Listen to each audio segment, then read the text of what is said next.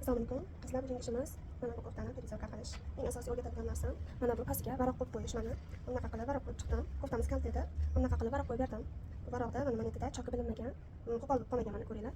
Ulanib ketgan. Hadema bunaqa qilib davom etmaganda buklab oldik. Buni qanday qilishni o'rgatib ketaman.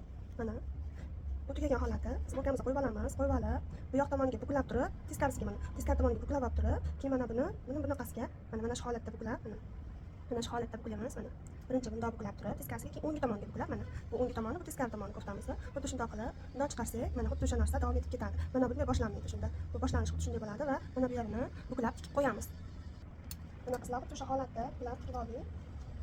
Mana juda ham chiroyli tekst chiqdi. Bu koftamiz aslida mana bu holatda edi. Mana bu holatda yeng kalta edi. Buni o'ranishlaridan oldin olishgan koftalari bu yog'i ham juda kalta. Biz buni bo'yini uzaytirib, varaq qo'yib berdik. Mana bunday holatga keltirib, varaq qo'ydik va yengini mana bu holatga keltirib berdik. O'zini materialdan bo'lmaganligi uchun, yengi kalta bo'lganligi uchun rangiga moslab ivory rangda material qo'yib berdik. Mana holatini ko'rishlaring mumkin. Juda ham chiroyli kofta chiqdi.